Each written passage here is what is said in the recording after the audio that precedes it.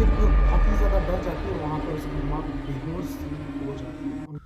सो नमस्कार, स्वागत है आप सभी का चंद्रेश सोनी के साथ। दोस्तों ये मेरा पहला वीडियो होने वाला है। अगर किसी भी तरीके का कोई समझ ना आए आपको इस वीडियो पे, किसी भी तरीके की बात मेरी बुरी लगी, आपको समझ ना आए तो मैं आपसे माफ़ी चाहूँगा, क्योंकि ये मेरा पहला शुरुआत है और मैं आपके लिए ऐसे हॉन्टेड सीरीज़ लाऊँगा जिसे देखकर आप हैरान, चौकन्ने और परेशान हो सकते हैं। तो चलिए बिना टाइम वेस्ट करे इस वीडियो को स्टार्ट करते हैं। दोस्तों आज का जो ये सीरीज होने वाला है ये बहुत ही ज़्यादा हॉन्टेड और एक रियल घटना पे आधारित है। जो घटना एक मेरे फ्रेंड ने मुझे शेयर किया है और वो खुद के ऊपर लेकर ये चीज़ देखा है और उसने ये चीज़ बिल्कुल ही अपनाया है कि ये उसके साथ हुआ है। ये बिल्कुल रियल कहानी, एक रियल घटना है।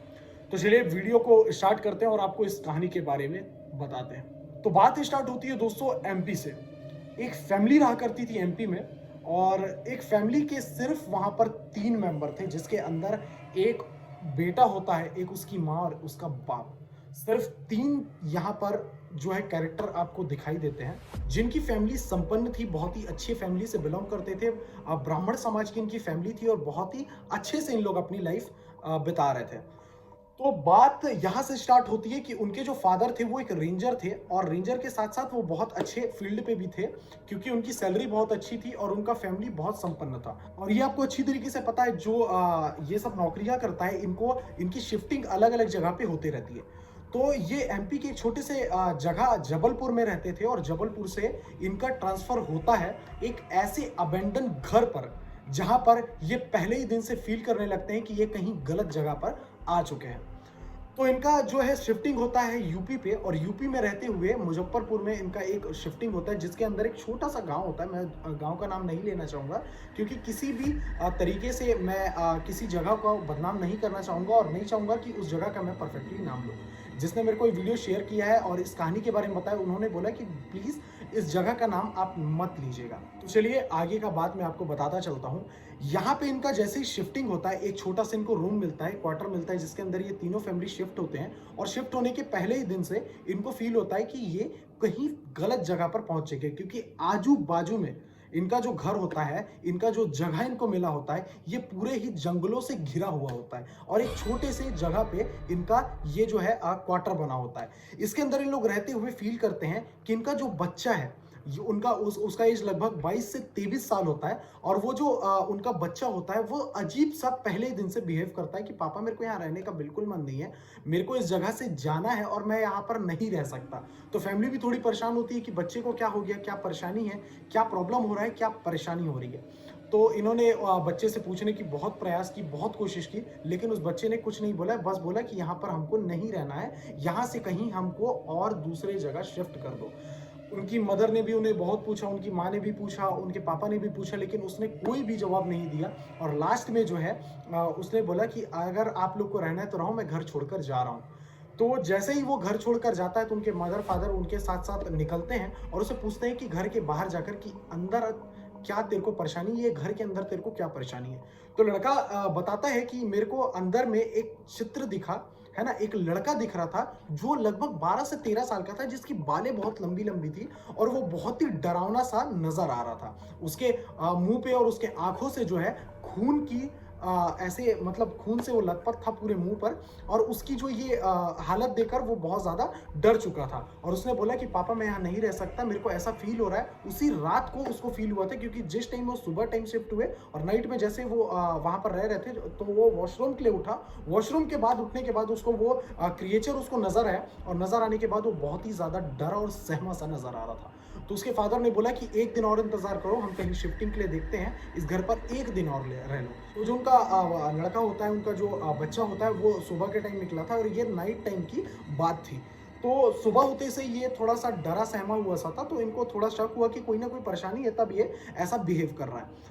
तो सेकंड दिन से उनको ये फील होता है कि उनका बच्चा उस जगह पे नहीं रह रहा है, वो घर पर नहीं रह रहा है, वो कहीं बाहर जा रहा है। तो माँ बाप का नॉर्मली सा एक सीन होता है कि बच्चा घर पे क्यों नहीं रह रहा है, क्या प्रॉब्लम हो रहा है, इसके बारे में और जाना जाए।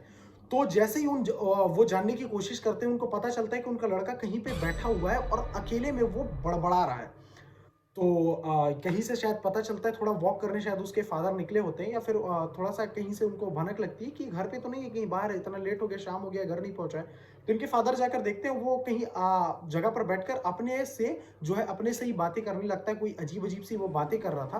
तो उनके फादर ने बोला कि तुम्हें क्या हो गया, घर चलो। उनके जो लड़के थे जिनका नाम सुरेश था, उनको उठाकर वो अपने घर ले गए और पूछे कि क्या परेशानी है, अब अच्छे से बताओ, क्योंकि उनकी भी ड्यूटी रहती थी दिन भर। तो वो भी ऐसा ऐसा था कि उनको टाइम के हिसाब से मैनेज करना थोड़ा मुश्किल था, क्योंकि काम ही वैसा था उनका।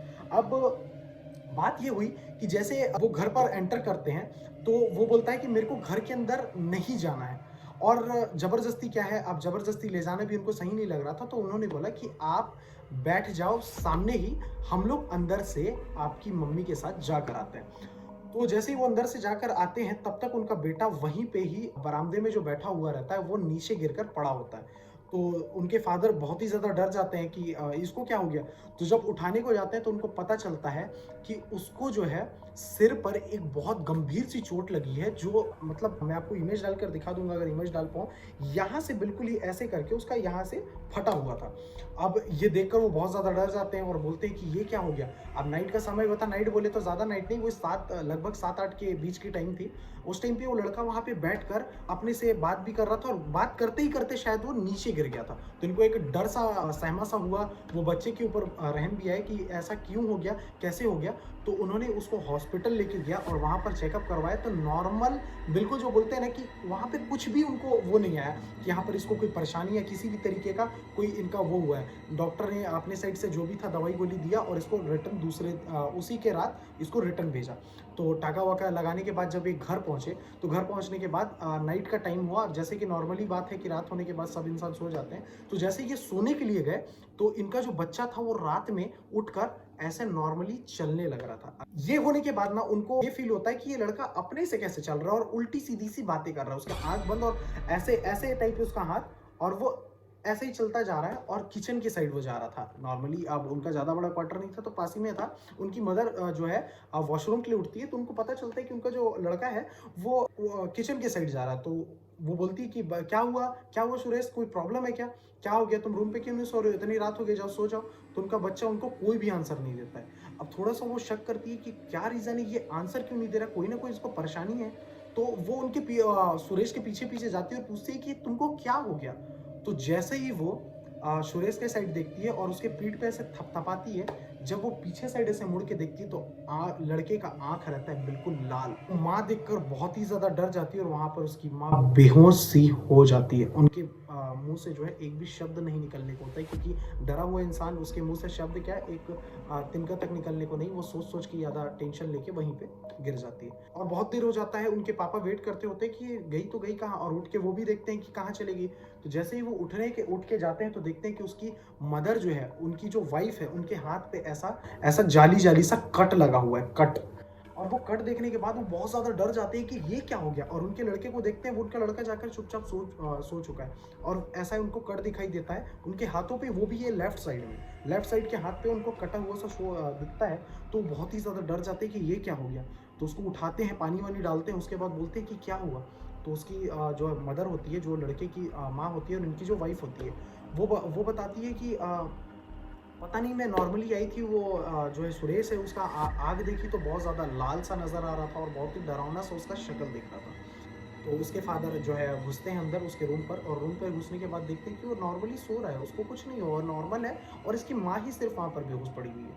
तो उनको उठाते हैं और अपने रूम पर ले जाते हैं और देखते हैं कि क्या प्रॉब्लम हुई है। तो बातचीत ये करते रहते हैं, और उसके बाद जब सुबह वो देखते हैं, तो पता चलता है कि नॉर्मली जो है इनको शायद नींद की जो है ये आ गया होगा, ऐसा सोच के, मतलब नींद के मारे ये कर दिए होंगे, ऐसे करके उनका इलाज वगैरह करके छोड़ देते हैं। अब यहाँ से स्टार्ट होती है बिल्कुल ही रियल और सच्ची आगे की घटना। अभी तक मैंने आपको ये चीज शेयर नहीं किया, अब वो घटना स्टार्ट होती है। देखिए, जैसे ही ये कंप्लीट होता है, और उनका जो लड़का होता है, वो एक फांसी का फंदा लगाता है अपने रूम पे, सुबह ही एक फांसी का फंदा लगाता है और वहां जाके वो लटक जाता है। अब जो है वहाँ उसकी जो माँ रहती है, उनकी ऑलरेडी तबीयत खराब होती है, क्योंकि उनके पूरे हैंड पे जो है कट्स हो गए थे। तो वो नॉर्मली अपना जो है शांति से सो रही थी, और देखती है कि उसका लड़का जोर से एक आवाज करता है, और उसके बाद उसकी आवाज नहीं आती। तो जैसे वो रूम के अंदर देखती है, तो पता चलता है कि वो फांसी लगाकर लटका हुआ है। तो जैसे ही उनको पता चलता है कि वो फांसी पे लटका हुआ है, वो उनके पापा को फोन करती है, जैसे तैसे करके, जैसे भी फोन करती है और बुलाती है घर पे। तो जैसे ही वो घर पे आते हैं उसके फादर और उसको देखते हैं तो वो बिल्कुल ही ज़्यादा हैरान, परेशान और डरे सहमे हुए से हो जाते हैं। उसके बाद ये केस धीरे से जाकर पुलिस के ऊपर जाता है और पुलिस की चेकिंग के बाद पता चलता है कि ये शायद डिप्रेशन में या किसी परेशानी में इसकी जान चली गई। तो ये जो कहानी है, इस कहानी में ये एक रियल कहानी है। मेरे फ्रेंड ने मेरे को शेयर किया था। ये बिल्कुल सच्ची हुई, उसके सामने हुई हुई ये कहानी है, बहुत ही खतरनाक सी।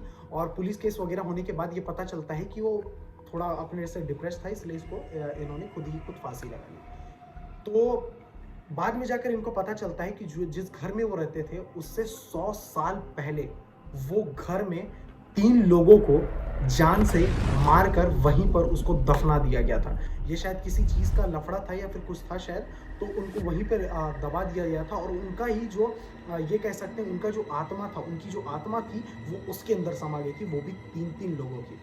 अब वो 3 लोगों में कौन-सा इंसान था, वो कौन था जिसकी आत्मा उसके अंदर समाई थी और उसको इस चीज़ पे पहुँचा कर छोड़ी, उसकी जान लेकर छोड़ी। फिर उसको पता चला कि ऐसी-ऐसी बात थी, तो वो बहुत ही ज़्यादा आज तक वो फैमिली पछताती है, उनका मैं नाम नहीं लेना चाहूँगा। और यही चीज़ हुआ और वो लोग आज तक उसी बात को लेकर, उनका सिर्फ़ एक ही लड़का था, वो अभी बहुत ज़्यादा परेशान रहते हैं क्योंकि उनकी सिर्फ़ एक ही संतान थी और आज वो बिल्कुल अकेले से हो गए हैं। तो कहानी में सिर्फ़ ये ट्विस्ट था कि कभी भी आप कहीं जाते हैं या फिर किसी भी तरीके का आपको कोई रूम मिलता है या फिर कुछ भी मिलता है, पहले उस चीज़ के बारे में तलाश ले, जान ले, उसके बाद ही आगे का डिसीज़न ले। ये बहुत ही दुःख की बात है कि कई बारी हम लोग ये नहीं देखते हैं कि हम किस जगह पे रह रहे हैं, क्या कर रहे हैं। उन्होंने वो लड़के ने, सुरेश ने 2-2 बार बोला कि पापा मेरे को इस घर पे नहीं रहना, वो घर छोड़ के भी निकल गया था। अगर उसी टाइम पे उसके माँ-बाप मान जाते तो आज शायद सुरेश हमारे बीच ज़िंदा होता। ये नहीं बोलूँगा कि आप चैनल सब्सक्राइब करें, लेकिन अगर आपको ये वीडियो पसंद आए तो प्लीज़ आप लोग इस वीडियो को लाइक कर दें। Thank you so much. मिलते हैं ऐसे इंटरेस्टिंग वीडियोज़ के साथ। ये मेरा पहला वीडियो था। आगे जाकर मैं आपको और भी कहानी सुनाने वाला हूँ और रियल घटित कहानी मैं आपको सुनाऊँगा। किसी भी तरीके का आपको फ्रॉड या किसी भी तरीके का सुना हुआ कहानी मैं आपको नहीं सुनाने वाला हूँ। न्यू से न्यू कहानी मैं आपको शेयर करूँगा। अगर आपके पास भी कोई कहानी है तो प्लीज़ आप मुझे कमेंट करें और बताएं कि आपके पास कहानी है। मैं आपकी कहानी को ज़रूर कवर करूँगा और आपके साथ चलूँगा। मैं आपको ईमेल छोड़ दे रहा हूँ। इस ईमेल पे मेरे को आप डीएम कर सकते हैं। इस डीएम करने के बाद मैं आपकी कहानी को ज़रूर सुनूँगा और बिल्कुल उस चीज़ के पीछे वीडियो बनाऊँगा। Thank you so much for watching. मिलते हैं सेकंड वीडियो में। Thank you so much. Bye.